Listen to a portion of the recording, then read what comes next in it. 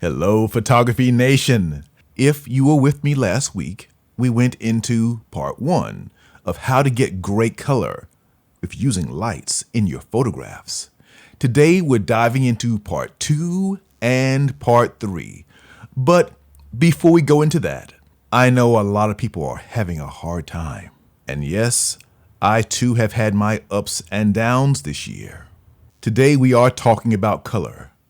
But before that, I want to give you something to help you out no matter what's going on in your life. Having faith is always essential. Maybe you have a big project. Maybe someone you know is sick. Maybe you're wondering how you're going to get through this pandemic. In all these things, faith is extremely important. But what is faith? It's the belief in something, even though you can't see it. Sometimes, even when there's no proof. I read the Bible, not as often as I should, but when I do, it seems like that passage is written just for me. I know this is a photography podcast, but I have to share this with you because I know somebody needs this today. If you can, said Jesus, everything is possible. If you can. It's hard to believe. It's hard to have faith. When you're going through a hard time, it's very hard to believe that you can get through it. But if you can, all things are possible. I believe that with all my soul. And I had to share that with you today. All right, let's dive into today's podcast. You're listening to the Master Your Lens podcast, episode 171. Hey, John Lee Dumas here, the founder and host of EO Fire, and welcome to the Master Your Lens podcast, the photography podcast dedicated to sharing inspiring stories, technical tips, and powerful secrets to help you become a better photographer. And now, your host, Matthew Jordan Smith. Hello, Photography Nation. Welcome to today's podcast. I hope that earlier part about having faith really sinks in because it affects everything, your photography, and every other aspect of your life, in the good times and in the bad. Faith is a very important aspect of everything we do, yes, including your photography. Maybe you're trying to make it, and you're not sure if you have the chops. You're not sure if you can provide for your family. You're not sure if you can make it not only this month, but next month, and next year, and 5 years from now. Getting there is going to take faith. Believing in yourself even though you don't have any proof that you can make it. Maybe everybody around you is telling you, you know, photography is very hard. It's very hard to make a living as a photographer. Maybe you should have a plan B. Those other voices, they can take a toll on you, even when you have faith. And yes, again, this applies to everything. Not just our photography, not just our goals, not just our dreams, but every aspect of your life. Reading the word if really hit me because to me, that implies how hard it is to have faith, especially when everything around you seems to be falling apart. But that, my friend, is when you need to have faith more than ever. And like your photography, it takes practice. It also takes surrounding yourself with the right people all the time. Because those negative voices can have an impact on you. So surround yourself with positive people. Surround yourself with people who have faith. Faith in the unknown. Faith in the unproven. Faith in dreams the way you have faith in your dreams. I know I've gone on about this for a minute, but I think it's very important. as we are here in August 2020, and it's been a very different type of year, and a lot of people are having a lot of very different situations going around. But now, let's dive into color. Let's dive into the lighting tools specifically. I'm talking about your choice in light modifiers. Yes, this too also makes a difference. Now, before we dive into those modifiers, I want you to think about how color looks around you where you are right now. For some people, it's a bright, sunny day. For some, it may be overcast. For others, it may be raining. Whatever the weather is right now, look around you and look at the color around you. Have you ever noticed on an overcast, rainy day, everything looks kind of dull? The colors don't pop. They don't come alive. Well, that is because the light is diffused. Maybe it's heavy rain where you are right now. There are thick clouds. That's a lot of diffusion. Maybe it's blue sky right now where you are. Bright, sunny day. And those colors look very different. Maybe they pop. They look vivid. Or maybe it's a day with clouds and sun, in and out, light diffusion. All of this affects your color.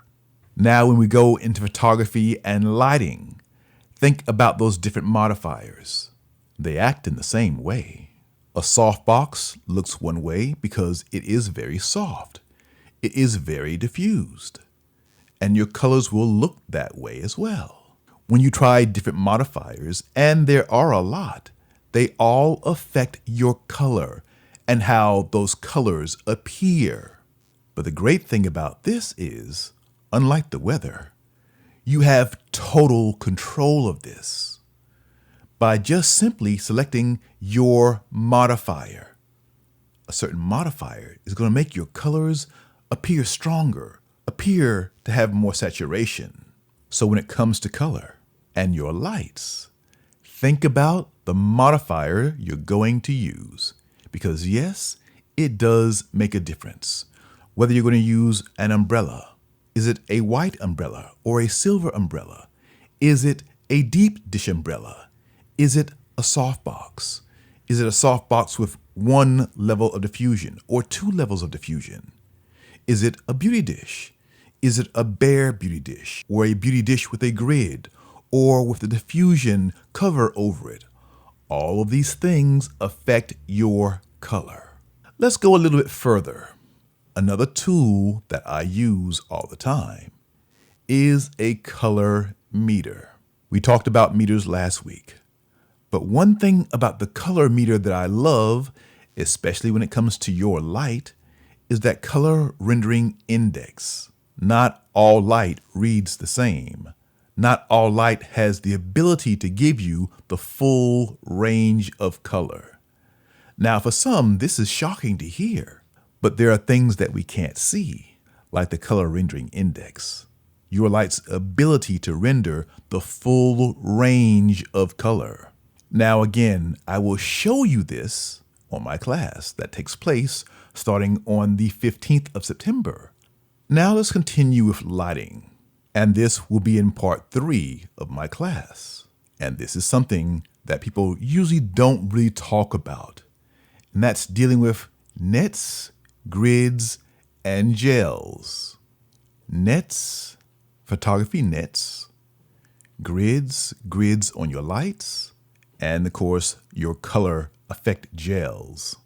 Most people are familiar with gels, and maybe some also with grids. But not many photographers use nets. So let's dive into using nets, because that's one thing that I've used for a good portion of my career, and they too affect your color. Let's say, for example, you're doing a portrait of a person with a beautiful red and blue dress on, and you have a hard light modifier. Now this dress, it's beautiful color. There's also a lot of beautiful detail in this dress. But as you light your subject, her face looks beautiful. But her dress seems to be a little dull or washed out. How can a net change this? I love nets because what a net does is cut back the light in one area, but it does it in a very minute way.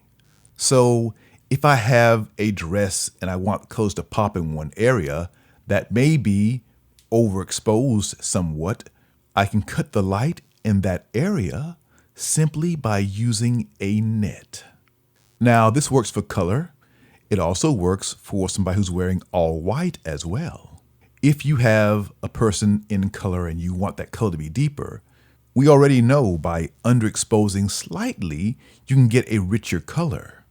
A net is perfect for that because you can cut down the exposure in that area where you have this color simply by using a net.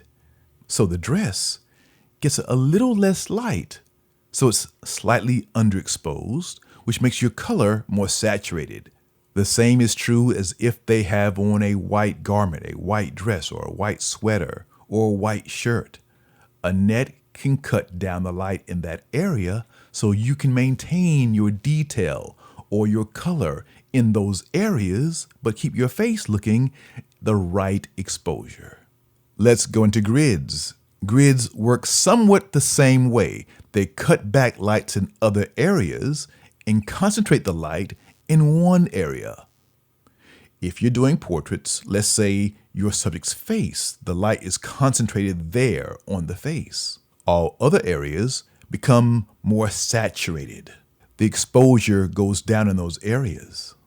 I love working with grids because you can place light specifically in one area.